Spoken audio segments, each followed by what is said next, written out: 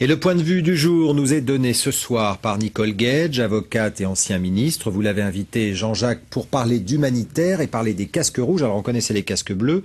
Qui sont les casques rouges? Justement, les casques rouges, c'est l'équivalent les casques rouges, c'est l'équivalent des casques bleus dans le domaine humanitaire. Bonsoir Nicole Gage. Bonsoir. On a beaucoup parlé de l'ONU cette semaine. Il y a eu l'Assemblée générale, la réunion du Conseil de sécurité. Et vous attendez de l'ONU une résolution qui justement autoriserait ces casques rouges. Vous avez bon espoir?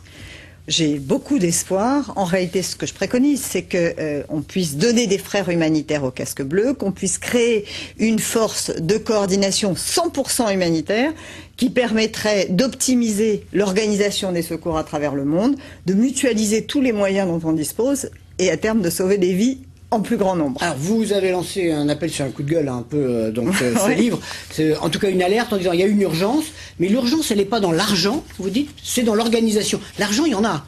Oui, il y en a. Il y a énormément de moyens humains et matériels à travers la planète. Et justement, ces casques rouges auraient déjà pour première mission de les recenser, de les identifier et de préparer par anticipation des schémas d'intervention pour qu'on agisse vite, dans l'urgence, dans les toutes premières heures, parce que c'est dans ces conditions qu'on peut sauver des vies, et tout cela avec déjà les moyens existants. Parce que ça veut dire que pour l'instant, les ONG qui sont pleines de bonne volonté et de moyens n'arrivent pas à se coordonner? N'arrivent pas à se coordonner, mais souvenez-vous du tsunami.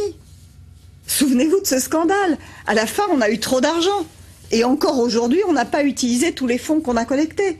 Donc ce qu'il faut, c'est utiliser les moyens dont on dispose, mais le faire dans un mode de coordination et de mutualisation. C'est extrêmement simple. Comme toutes les bonnes idées, elles sont simples. Il faut une bonne volonté à la fois des organisations, mais aussi des instances politiques. Alors, au niveau français, les instances politiques, elles vous soutiennent plutôt. Il y a la copie d'une lettre de Jacques Chirac, qui a fait un certain nombre de choses. De Kofi Annan aussi. De Kofi Annan. Pourquoi est-ce que ça émerge pas au niveau international?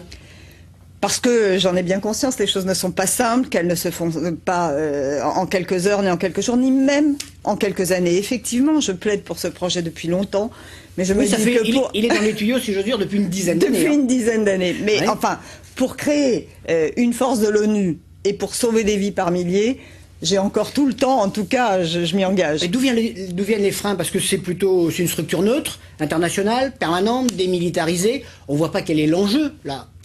L'enjeu, c'est certainement de se mettre autour d'une table pour comprendre que lorsque on parle de gouvernance mondiale, il faut le faire d'une façon généralisée.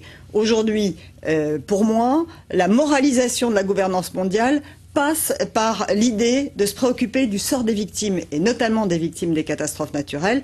Lorsque l'on sait que le changement climatique multiplie le nombre de catastrophes naturelles, il faut se mettre autour de la table et envisager le problème d'une façon globale. C'est peut-être ce qui est un petit peu difficile encore, mais je sais que nous y arriverons parce que précisément ça correspond à un besoin. Est-ce qu'on pourrait imaginer une préfiguration au niveau de l'Union méditerranéenne? Vous avez lu mon livre et je vous remercie beaucoup. Effectivement, ce serait idéal que d'expérimenter sur un champ un peu plus petit, parce que certes les casques rouges à l'échelle de l'ONU, mais avec des centres régionaux, un par continent ou un pour l'Union pour la Méditerranée, c'est ce pourquoi je plaide aussi. Et ça, vous sentez que Nicolas Sarkozy peut le pousser? Ah, mais très certainement. Il avait ce projet le 13 juillet de l'année dernière au sommet de l'Union pour la Méditerranée, dans ce projet dans son dossier parmi les projets non étatiques. Un jour ou l'autre, et j'espère que nous le ferons ensemble, nous fêterons la naissance des casques rouges. Merci Nicole Gage. Merci. Merci Jean-Jacques, merci Nicole Gage. La suite de l'actualité sont deux